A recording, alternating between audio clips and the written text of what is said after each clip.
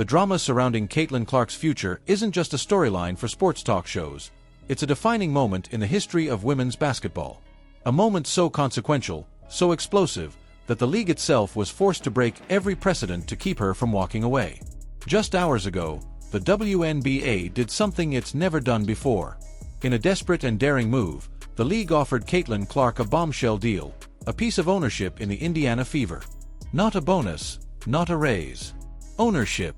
All to stop her from leaving the league and heading to Europe. Because if she does, the consequences could be seismic. Caitlin Clark didn't just enter the WNBA as a basketball phenom, she walked in as a savior. College basketball hadn't seen anything like her. Sold-out arenas, record-smashing viewership, merchandise flying off the shelves. She didn't just move the needle.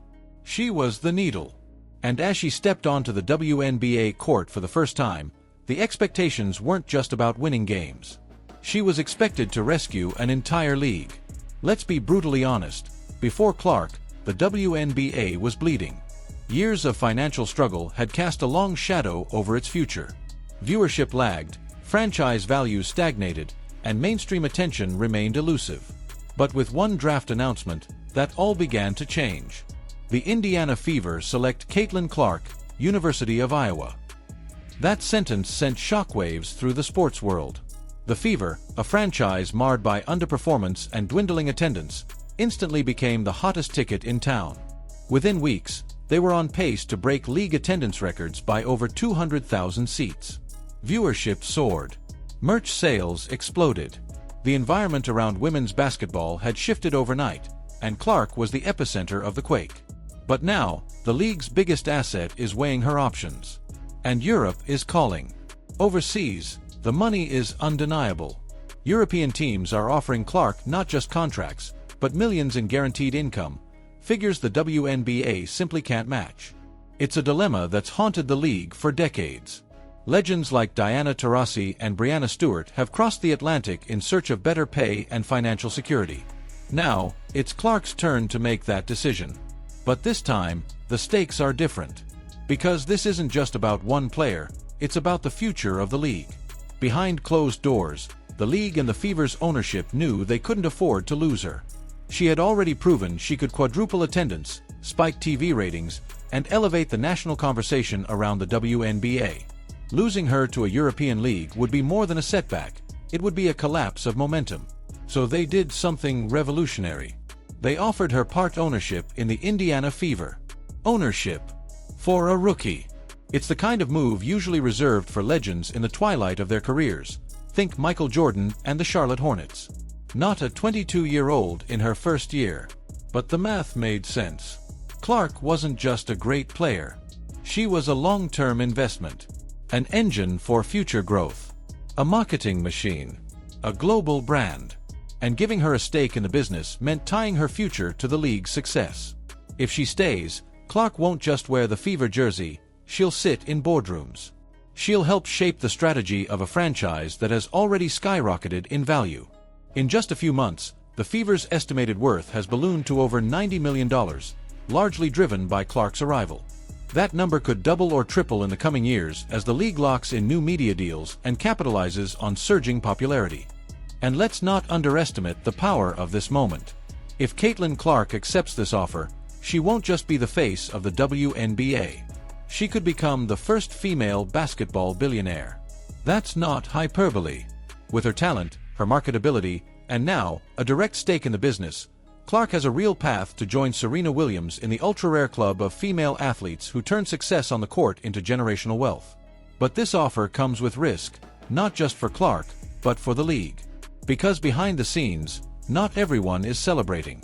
Veteran stars like Aya Wilson have given years to the WNBA, building the league brick by brick while battling for attention and respect.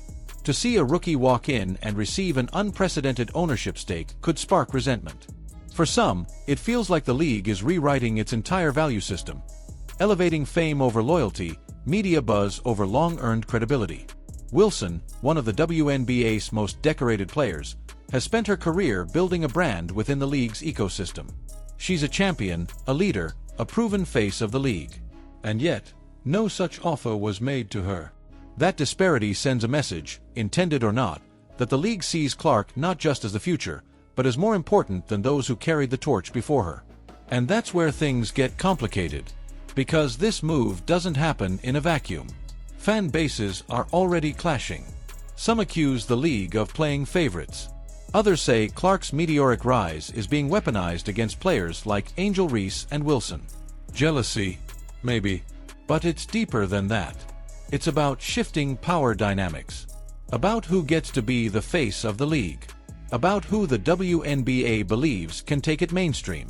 It's not lost on anyone that this move to offer ownership to a white rookie from Iowa has inflamed long-standing tensions within the league. The optics matter.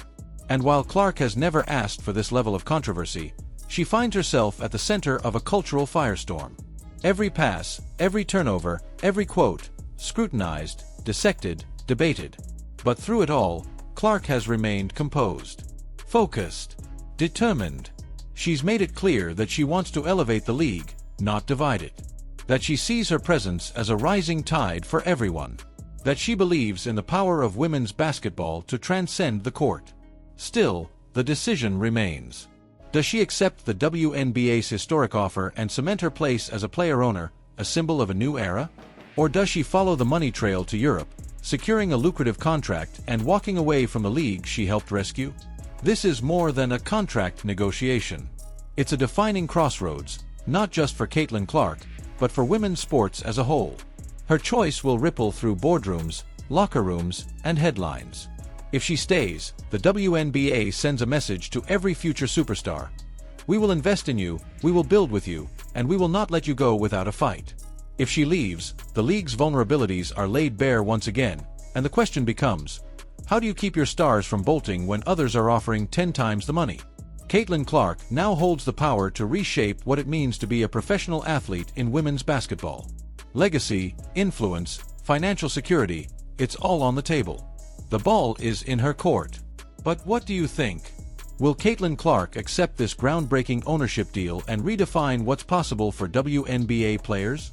Or will the pull of European riches prove too strong to ignore? Let us know your thoughts in the comments below, and don't forget to like, subscribe, and hit the bell for more updates on this historic turning point in women's basketball.